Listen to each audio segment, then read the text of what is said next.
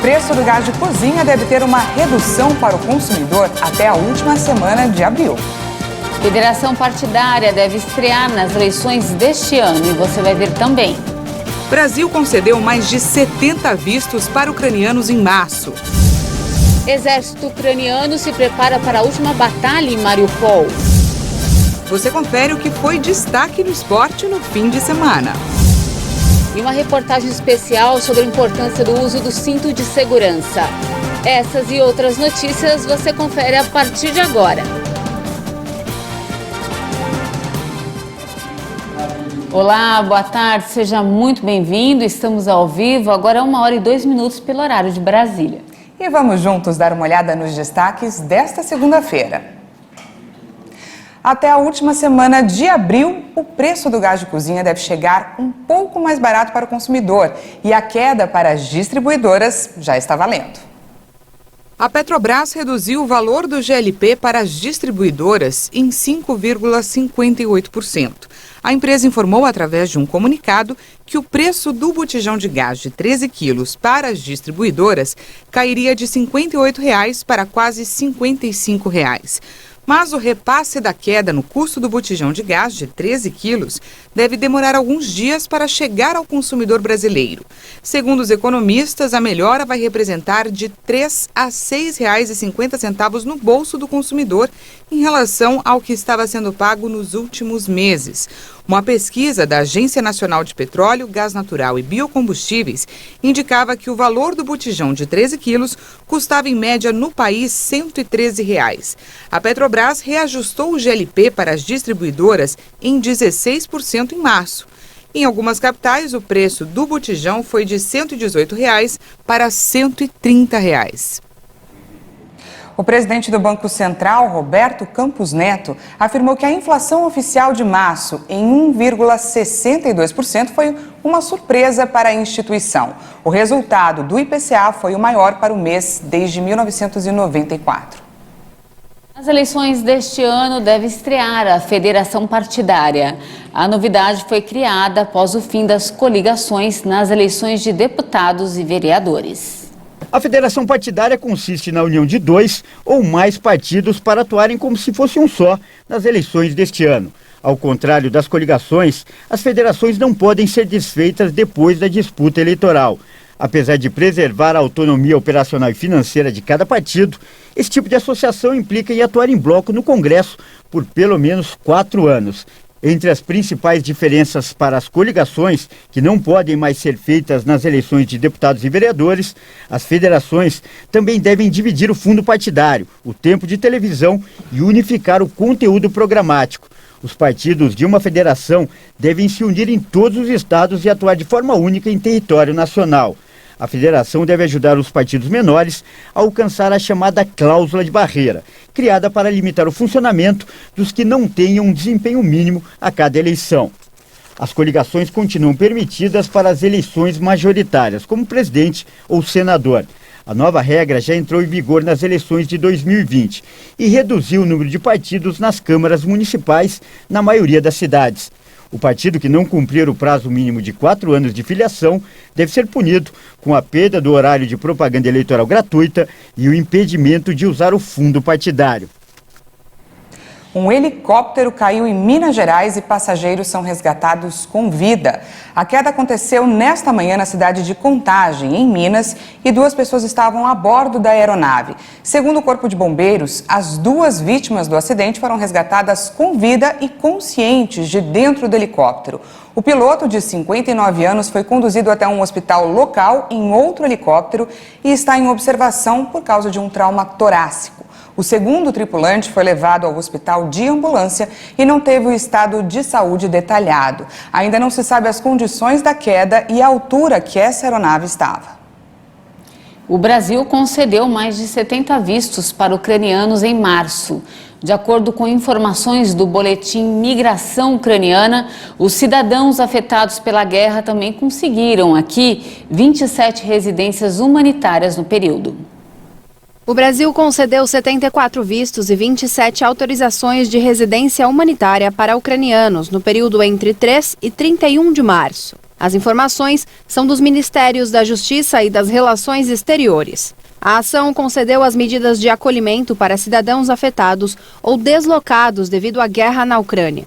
Ainda foram reconhecidas 4 pessoas refugiadas e há 37 processos de refúgio em andamento em 2022. O visto humanitário pode ser solicitado no exterior, permitindo a entrada no Brasil por até 180 dias. Já quem deseja a autorização de residência por acolhida humanitária precisa ir até a Polícia Federal e fazer a requisição da Carteira de Registro Nacional Migratório. Já o refúgio é concedido para cidadãos que sofram perseguição em seus países de origem por questões raciais, religiosas, de nacionalidade, grupo social ou opiniões políticas.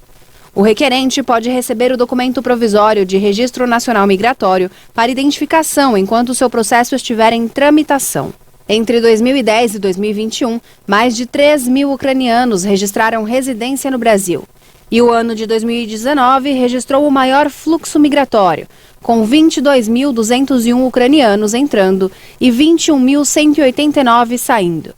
No primeiro trimestre de 2022, a média mensal de entrada foi de 1.625 pessoas, sendo que 80% estavam de passagem. Agora a gente traz atualizações sobre o conflito no leste europeu.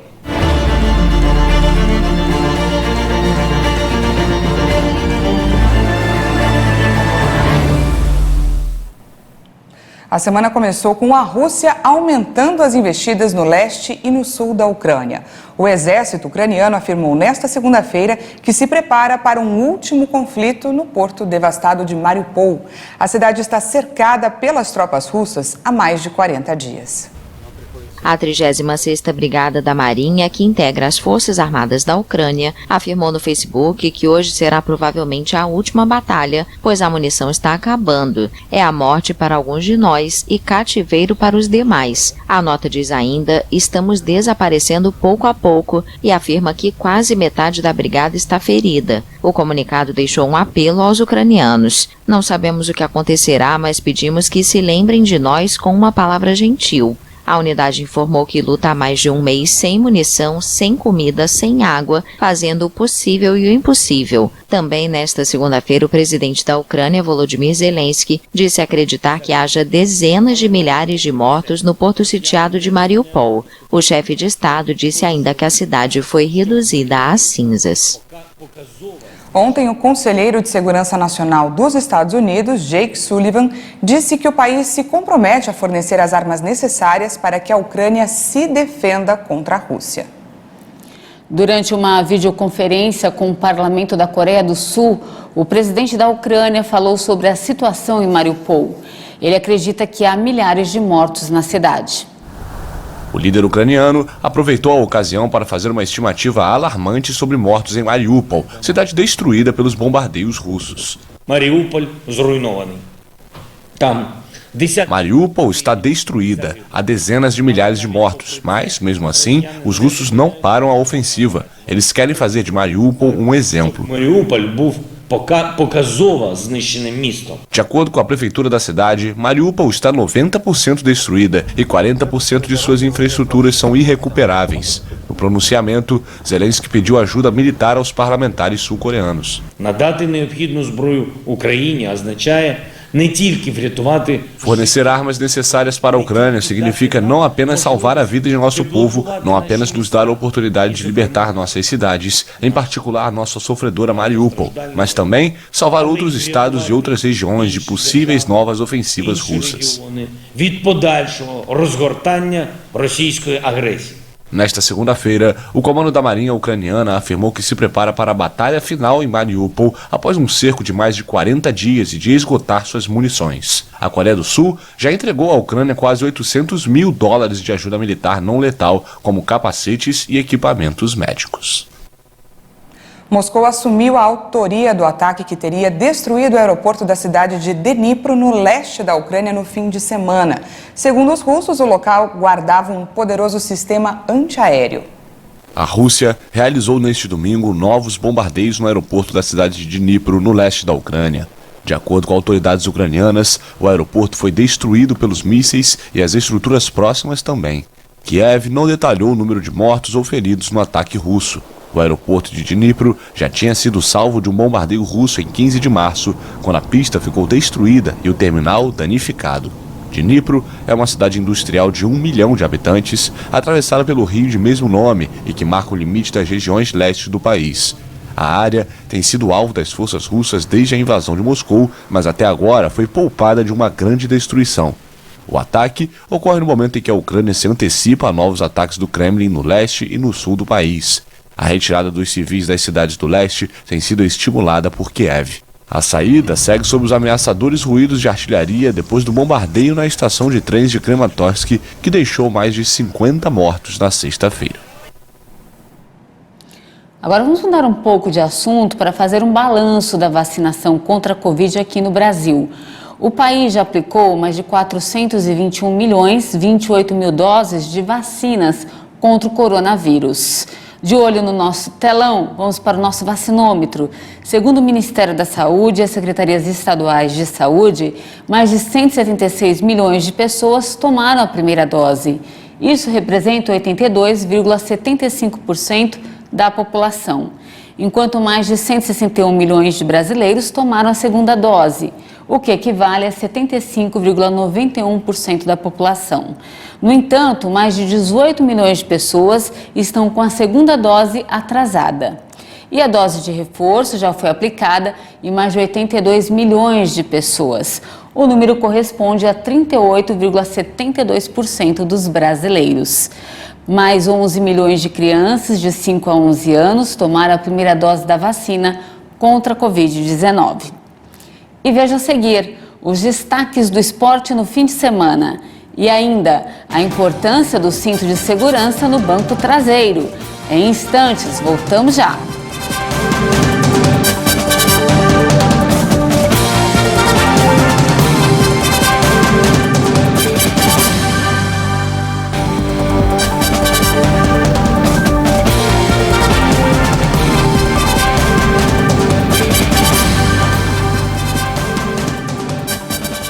Já estamos de volta, ao vivo, agora são exatamente 1h17. E como hoje é segunda-feira, hoje é dia da gente conferir os destaques do esporte, não é, Paty? Isso mesmo, Dani. Quem traz os detalhes pra gente é o nosso repórter Leonardo Félix. Boa tarde, Leonardo. Boa tarde, Patrícia. Boa tarde, Daniela, a todos que nos assistem aqui na HIT. E vamos começar o programa aqui, a minha participação, com um exemplo de superação que serve para todos nós.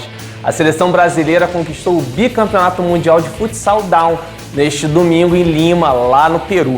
Esse título foi invicto, veio de forma invicta aí contra a Argentina 5-1, 4 gols do atacante Júlio e do capitão Renato Gregório, que foi eleito o melhor da competição. Os argentinos também foram vice-campeões no primeiro título mundial do Brasil em 2019. O time do técnico Cleiton Monteiro conquistou o bi com 5 vitórias em 5 jogos. Teve o melhor ataque, marcando 51 vezes, e a melhor defesa, sofrendo apenas 4 gols. E o Júlio Silva acabou sendo o artilheiro da competição com 21 gols. Neste Mundial, o Brasil venceu o Uruguai, Chile e Turquia na fase de grupos, Portugal na semifinal e a Argentina na final. Foi a terceira edição do Campeonato Mundial de Futsal para atletas com síndrome de Down. E a Itália venceu a primeira edição em 2018, que aconteceu lá em Portugal. O Brasil ganhou a segunda de forma também invicta, em Ribeirão Preto, interior aqui de São Paulo. Ano que vem acontece a Copa América, que vai ser realizada também no Brasil, classificatória para o Mundial da Turquia de 2024. É isso aí, eu me despeço por aqui e até a próxima. Obrigada pelas informações, Léo, e até a próxima semana. Até semana que vem. De volta aos destaques internacionais, o presidente centrista Emmanuel Macron e a candidata de extrema-direita Marine Le Pen retomam nesta segunda-feira a campanha para convencer os eleitores que não votaram neles no primeiro turno da eleição. Macron teve 27,6% dos votos e Le Pen recebeu 23,4% em sua terceira candidatura à presidência. Nas ruas, muitos franceses se mostraram insatisfeitos com a repetição do resultado das últimas eleições. Como muitas pessoas hoje, estou bastante decepcionado com este segundo turno, porque esperava por mudanças, votei por mudanças e acabamos com os mesmos protagonistas no segundo turno. Então estou decepcionada. É a primeira vez que voto e foi decepcionante. Teria preferido outro candidato. É muito decepcionante que seja a mesma coisa novamente. Est-ce qu'on a le choix? C'est ou la peste ou le choléra? Temos escolha? Estamos entre a cruz e a espada, vamos ver. É uma pena que a classe política se limite a isso. São as pessoas que devem ser ouvidas, não os políticos. Realmente acho que não somos ouvidos. Cheguei há 2 dias de Marsella. Quando vejo o número de pessoas que dormem fora, a pobreza, quando vejo pessoas de 18 anos recebendo doação de sopa, penso que os políticos deveriam ir mais a campo. Je pense que ces gens-là devraient aller un peu plus sur le terrain. A disputa do segundo turno promete ser acirrada. Macron recebeu mais votos do que previam as pesquisas, mas afirmou a simpatizantes que nada está definido e que o debate dos próximos 15 dias será decisivo para a França e a Europa. Já Marine Le Pen defendeu a alternância de poder e disse que o que está em jogo no segundo turno é uma escolha de sociedade e de civilização. A França repetirá o duelo de 2017, quando Macron recebeu 66,1% de votos no segundo turno e derrotou a herdeira da Frente Nacional. De acordo com as pesquisas divulgadas no domingo, a vantagem do presidente centrista agora seria de 2 a 10 pontos. E olha só, uma pesquisa da Abramet, que é a Associação Brasileira de Medicina de Trânsito, aponta que o uso do cinto de segurança diminui em até 7 vezes as chances de morte em um acidente. Mas, infelizmente, muitos motoristas e passageiros de veículos ainda deixam de usar o equipamento. Nivaldo é taxista há mais de 20 anos. Ele já perdeu as contas de quantas vezes pediu para os passageiros, mesmo no banco traseiro, usarem o cinto de segurança. E olha que os avisos estão espalhados dentro do carro dele. Só em um dos vidros são 4. É difícil, o passageiro tem uma tolerância que não gosta de usar o cinto de segurança, não quer usar. Tem passageiro que chega até a perguntar se é obrigado a usar ainda no banco traseiro, se é obrigado a usar. Aqui no Brasil, o uso do cinto de segurança passou a ser obrigatório no início dos anos 90. Mesmo com as leis mais rigorosas, ainda é comum flagrar motoristas e passageiros que não usam equipamento. Uma pesquisa do Detran de São Paulo aponta que a falta do cinto de segurança é a 4ª infração mais cometida pelos motoristas. O motorista que não usa ou não exige que seu passageiro utilize o cinto de segurança comete infração grave e está sujeito a uma multa de R$ 195,23, além da perda de 5 pontos na Carteira Nacional de Habilitação. Mas o prejuízo vai além do financeiro. De acordo com uma pesquisa da Abramet, quem não utiliza o cinto de segurança pode aumentar em até 7 vezes o risco de morte no caso de um acidente. E em uma simulação, nós podemos ver o que acontece quando um dos ocupantes de um carro está sem o cinto. Notem que o passageiro está no banco traseiro. Na colisão, ele é arremessado diretamente contra o motorista, que fica prensado entre o encosto do banco e o airbag. Provavelmente você chegará no banco dianteiro com a velocidade, com o peso de 1.600, 1.800 quilos, o que é provável de lesionar a pessoa que está na frente. E além disso, do impacto no vidro dianteiro e você atravessar esse vidro e ser ejetado do veículo. Então o peso aumenta em muito em função da velocidade. E quem pensa que dentro do ônibus o cinto de segurança é dispensável se engana. Olha o que aconteceu num caso de capotamento. Apenas o motorista estava com cinto. Já os passageiros soltos se espalharam por todo o coletivo. Que o motorista é o responsável pela segurança de quem ele transporta. Então é necessário que ele exija que a pessoa que está entrando no seu veículo utilize o cinto de segurança. E ele só dê partida ao veículo após o indivíduo afivelar o cinto de segurança. No táxi do seu Augusto, o cinto é obrigatório. Entrou, tem que colocar. O passageiro, ele nos transmite segurança também, porque se vai atrás de mim, eu dou uma brecada, ele está sem cinto, quem é o para-choque sou eu, quem vai aguentar o tranco sou eu.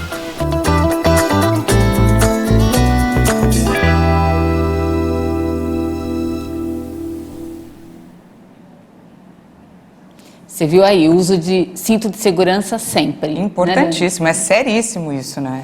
Não temos mais tempo, essa edição ficou por aqui, mas muito obrigada pela sua companhia, um ótimo dia para você e até mais. Não se esqueça que daqui a pouquinho Juliana Dariva chega com mais informações. Uma boa tarde e até amanhã.